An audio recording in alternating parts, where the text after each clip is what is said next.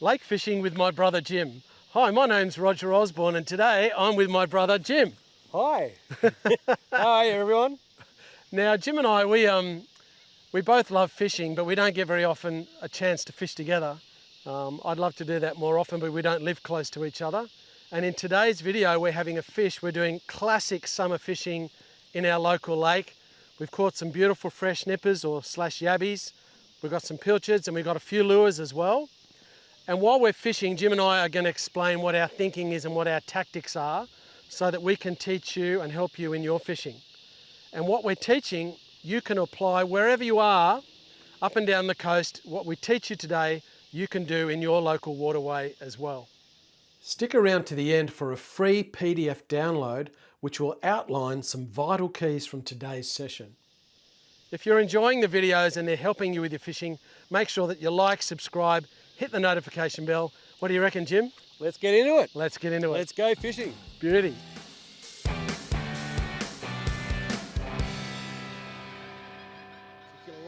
So Jim, you know, we could have parked somewhere.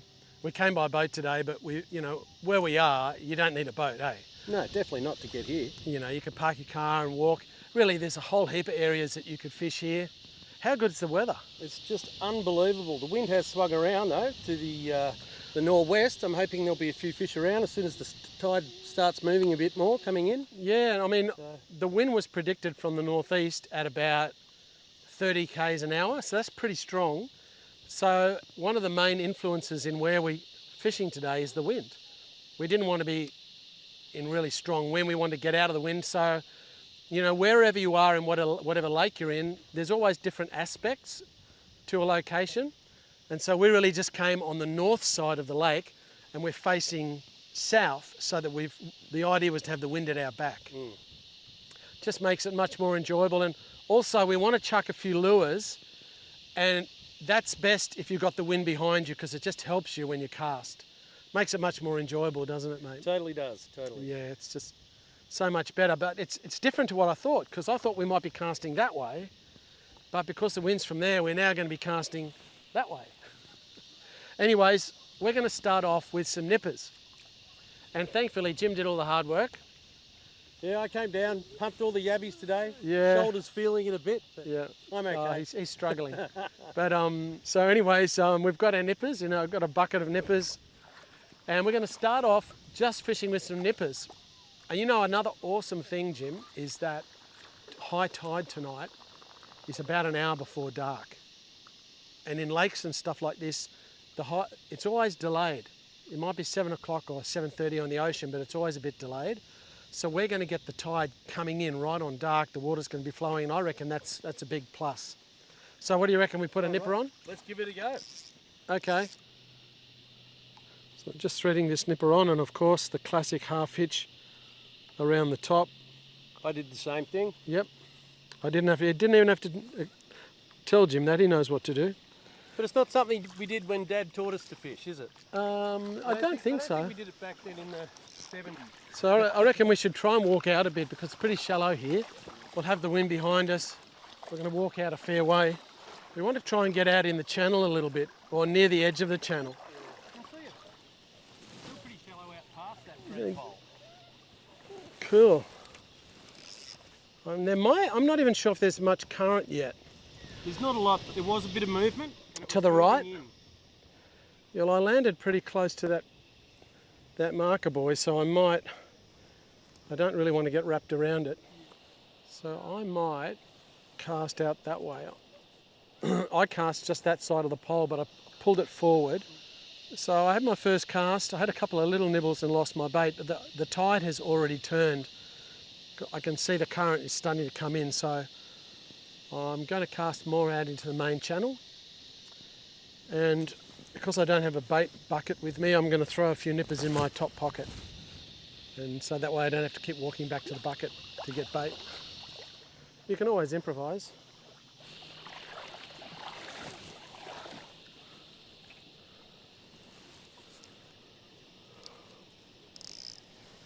I think I had a nibble then. Yep, definitely had a small nibble, but we don't want the small ones. Oh, I think I probably don't have any bait left. You know, when I fish off the beach, I'm always prospecting, casting out far, casting in close to locate where the fish are, and you know, you employ the same tactics in the lake as well. You don't keep casting in exactly the same spot if you're not getting any bites. It's good to move around because often you'll actually find where the fish seem to be congregating,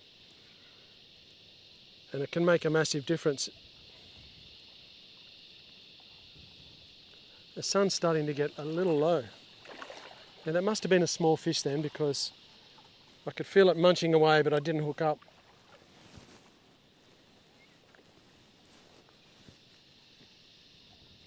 My brother's fishing in a different spot to me, which is good, because if he has a bit of action over there, I can go over there, or if I have a bit of action over here, he can come over here. So that way we're kind of covering a couple of different spots. This outfit I have here is a pretty light little outfit. The rod is only rated, well, actually no, this rod is 2 to 4 kilos. It's 6'6" long. This is a 3000 size reel. It's spooled with 10-pound braid, and I have an 8-pound fluorocarbon leader. And all I've got is a tiny little ball sinker, not much bigger than a pea, to a small swivel. And then I have some more 8-pound fluorocarbon to a long shank hook. Now, this hook probably doesn't need to be as big as it is, but it'll still be fine for what I want to catch. It's just a long shank. That one's about a size 1 long shank. So you see it's got a very simple running sinkery, light line. You can still cast it a long way because the whole outfit is pretty light. It's wonderful fishing with light gear, and in estuaries you definitely get more bites when you use light tackle. I like to leave the nipper on because it's an added attractor for the fish. You've got to be careful you don't get bitten when you thread him on the hook, which I managed to avoid then. So that's my bait there. So we're going to put him out in the middle. There's a little bit of current flow now, a bit more, it's gradually speeding up. So this, because I've got a light sinker, it will move along with the current.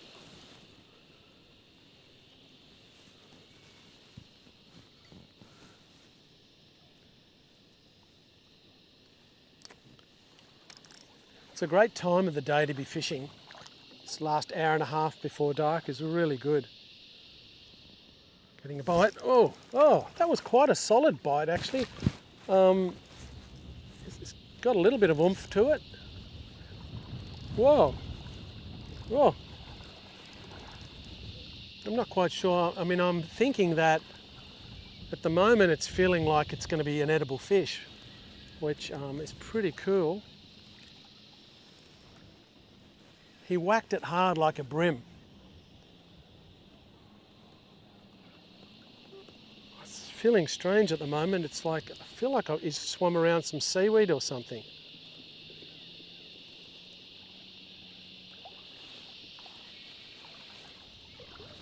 Or have I hooked seaweed and lost the fish? I don't know.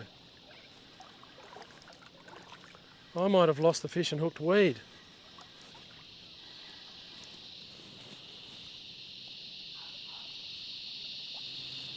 He gave a really hard pull, and that's actually what's happened. The fish has gotten off, and he's traded me up for a piece of weed instead. Can you believe that? That actually was, that fish had a lot of fight in it. So, a bit of a bummer that I got the weed. I was hoping that maybe the fish got stuck in the weed, but oh well, that's a positive sign anyway. Get another bait out there.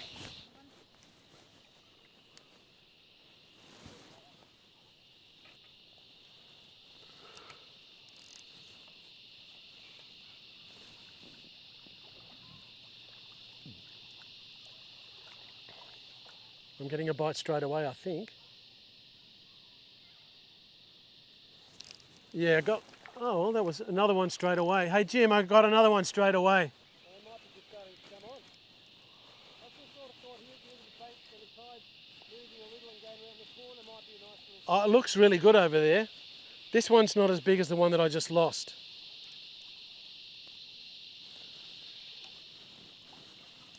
So I think it's not going to be big enough to eat, actually. I think what I had before was a bigger bream than this. Oh, come here, mate.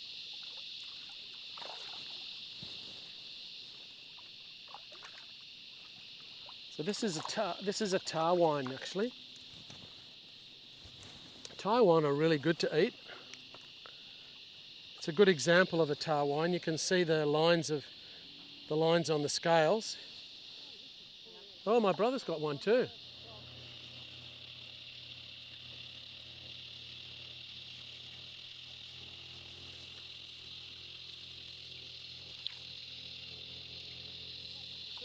Okay.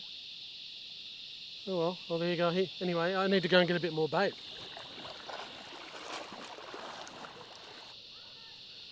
I had a couple of small nibbles then. Straight away, I might have even already lost my bait, so...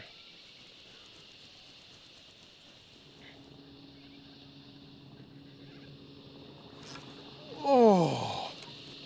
Oh! Did you see that? Hey, Jim, I just got busted off by a big long tom. A long tom? Yeah. I've seen one of them for a long time. This thing took it. It was a long tom. It was huge. It was about that big. Look, I've got no leader, nothing left. I'm going to have to quickly retie because the sun's going down. I don't want to miss this tom, but that was a beast of a thing. Not that I really want the long tom, but...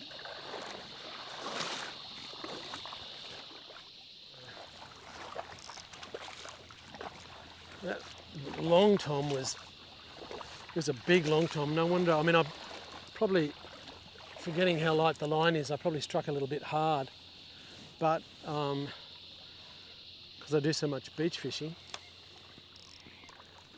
but broke the line. I recently did a YouTube live for the first time in a long time, and had a few questions. Actually, some email questions came in after I'd completed the live. One from Paul Hughes. G'day, Paul. You were asking, when you catch live mullet, how do you keep them alive and how long do you keep them alive? Well, you can either use an aerator in a bucket and they will stay alive as long as that aerator keeps pumping and the batteries are working. They can stay alive for days, actually. If you're down by a lake or a river and you don't have an aerator, then you can put some water in with the mullet, but you'll need to keep changing the water because they use up the oxygen in the water. You've probably got to change the water depending on how many mullet you have and how big they are, you know, every half an hour or so, which is not hard if you're actually fishing beside the water. But other than that, you just need to use an aerator. I also had a question from Lindsay, Holmes. His question was, what would the lightest kg line would you use for snapper? Well, in most cases, you're fishing for snapper off the rocks or in a boat. You do catch them in a lake when you're fishing for other things on light line, but I used to fish for snapper a lot. I caught a 5.4 kilo snapper on 4 kilo line, would you believe, but that's not the norm. I normally used to use about 15-pound line as the lightest line. My general, when I was fishing out of a boat, I used 20-pound monofilament. If I'm fishing off the rocks and I'm casting long distances with heavy weights, I use 25 to 30-pound line, monofilament, but I always buy the line that has the thinnest diameter. I always check that when I'm in the shops and buy the line with the thinnest diameter. Also had a email question from Brady, and he'd said that I had mentioned in one of my videos that you fish differently on the east coast to the west coast. I think I was more talking about beach fishing, and the main difference is the beaches over in the west coast are really quite different. They are quite featureless compared to our beaches on the east coast, and they get a lot more drag over there. So you've generally got to use heavier sinkers that will hold bottom more. It's a little different. More really, the difference is not the rigs and the bait. The difference is the conditions that you have to battle with. A couple a little bit bigger would be good. That's not too bad, it's getting there. A bream 27 centimetres too? 25. 25. He's probably 25, I don't know, but 25's a bit small though. Yeah, you don't get much meat off a 25 centimetre bream. There you go. There's something I was thinking of doing, I think it's a good idea, is I get so many comments, great comments and questions on my videos, that I'm going to answer some of those comments live when I'm doing a fishing video as part of my video, either in the middle of the video or the end of the video. So if you've got any questions and you put them in the comments, there's a high probability that in a video in the near future that your question will be answered while I'm actually fishing on one of my fishing videos. I think it'd be a good idea. Let me know in the comments if you think that's a good idea. I try to answer as many of the comments as I can, but what I'll do is I'll make a note of some, and in each video I'll answer a number of comments during the video. Gotcha. Oh yeah. Oh yeah, I got one. Actually, it's a bit of weight in this one. Hey Jim, I've got one that's a little bit bigger. Feels all right. Maybe it's playing tricks with me.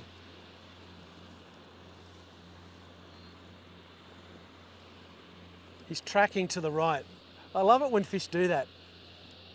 Sometimes they'll track one way, then they'll track another way. So what have I got here? I'm going to work him in. I actually think it might be a bream. I'm going to work it back in towards the shore. He's just kind of playing coy at the moment. Oh.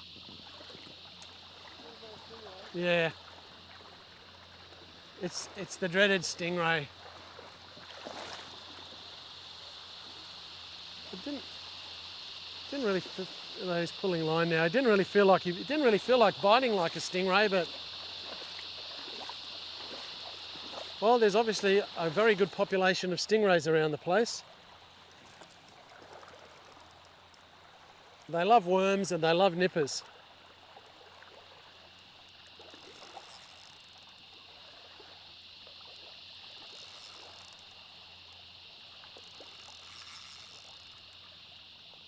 It's only light line, so I can't really pull too hard.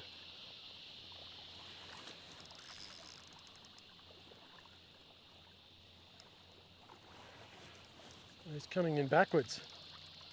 The line's caught around his tail.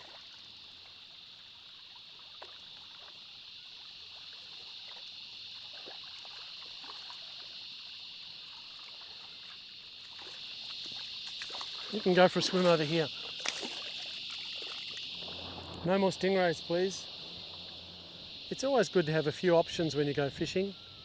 So today we caught some lovely fresh nippers. I've got some soft plastics and some surface lures. I've also got a few pilchards, but at the moment we're just enjoying fishing with the nippers. We're getting quite a few bites. They're only small fish at the moment. My brother got a bream, probably a couple of centimetres over legal size, but they don't have a lot of meat on them when they're just legal size, so you're better off catching bigger fish. So we haven't actually got a keeper yet, but it's just good to have different options when you go fishing. You know, you could be trying with the bait. I think I'm going to stick with bait in this session because now it's just a really good time to fish, and I don't want to waste time. Gee, that hit hard. It just went whack. That was violent. But I don't want to waste time flipping and flopping to different things. I think I'd rather focus on one thing. It's good to have those other things just in case.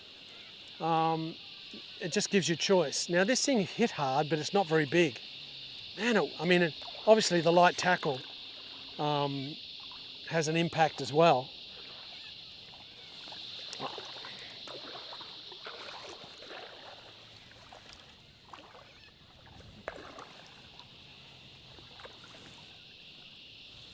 So this is another bream.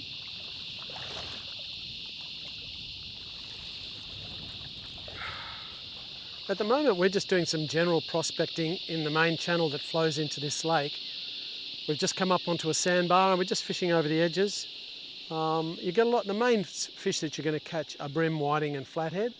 You may get trevally, mullet. It's probably about it, or luderick. They often take nippers for bait as well. So we're just really flicking around along the channel, fishing up and down here. And this time of the night obviously is always a great time to fish, that period of low light. The current is getting quite strong, so when we toss our line out, it is drifting with the current, but at least we cover a little bit of ground that way. And I'm not, like I said, I'm not going to stay in the same spot. I'm going to walk along a little bit. We're catching a bunch of bream. They're just not big at the moment. So we're hoping that as the light fades, we might start getting bigger fish. Okay, so I've got another one, but I have a feeling it's just another small one. Getting plenty of bites, just not from big fish. Yeah, it's just another small bream. Actually another small tarwine. It's great to see the tarwine, they're lovely fish. And so I'll just get him back in the water quickly. Just let him go for a little swim. He's gone. And reload with another nipper. Oh. Gee whiz, I cast into the wind there, hardly got any distance at all. Oh well, we might get a bite there. I threw my bait into the wind then, and the yabby was spinning around like a propeller in the wind. Shows the difference there is between casting into the wind or with the wind. I think I might just cast it out again actually. It didn't really land in that good a spot. Flounder! Let's get our lines out there because we might get something. We still might get something good. Not that the flounder's not good. The fish seem to be biting. We've got another bream.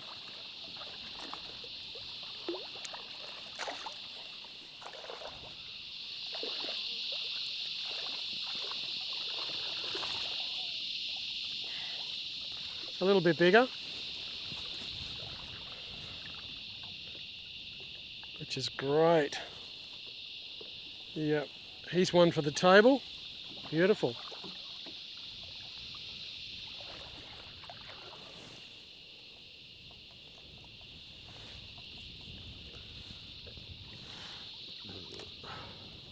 The waterway looks nice and healthy here. Yeah. Water's lovely. Unbelievable. I can't get over the temperature. Oh, If it sounded, we'd know, but like it's warm. I'd be saying 24, 25 degrees. Now, have I got another stingray? That looks nice. I hope it's not another stingray.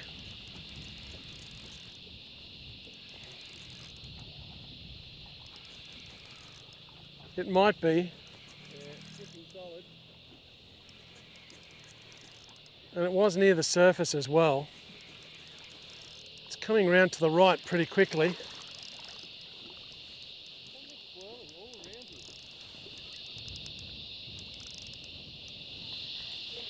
Yeah, it is another stingray.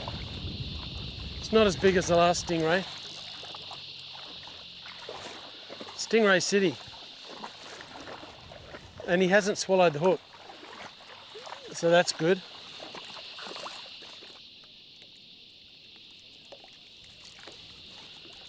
Should be able to extract the hook pretty easily. They call them skate as well. In different parts of the world they eat stingray a lot. In America they eat a lot of, Florida they eat a lot of stingrays. You can go over there. We've seen quite a lot of really big jellyfish in the lake today. They're like a really big dome shape, and these ones have got all these kind of white markings on them and some super fine tentacles that hang underneath them with all sort of little weird looking things on them. They're quite amazing. Does anyone actually know what these really are? Oh man, that thing hit really hard, but it's not very big. It just whacked it. Really? I got a bream before and it was not very big, but gee, it bit hard. This one feels the same. It just really pulled hard. I don't like the way of it flapping like that. It's not a stingray. Yeah.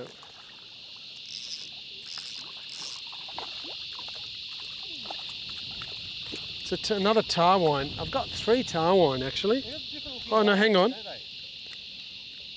Yeah, it's a Taipan. So that's Taipan number 3.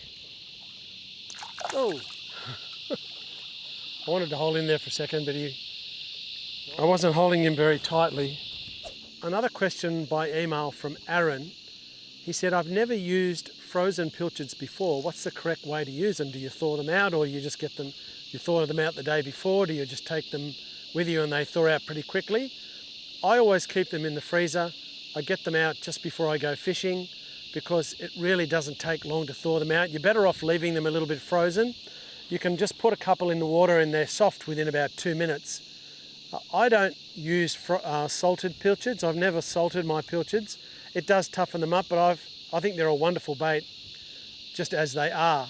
They're not a really tough bait, but even though they are soft, obviously a lot of the times you hook the fish, you catch some great fish on pilchards. So I'd recommend if you get a whole slab of pilchards, what I do is I hold it up high and I drop it until it smashes on the ground and they break apart.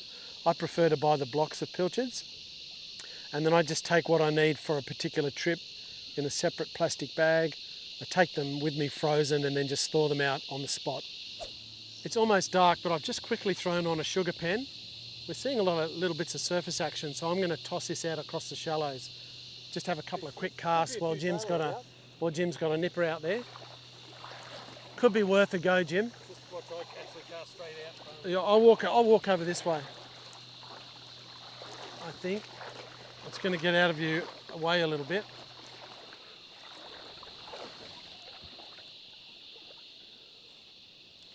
Where I am, it's only about 2 feet deep across this shallow sandbar, and whiting love those types of lures, but also bream, and often flathead whack them as well. So I thought it's worth a couple of quick casts at this time, even though it's getting a little late, and I can cast quite a long way with it. So just going to give it a little bit of a work across the surface, and hopefully I'll drag it across the top of a lovely flathead just sitting there.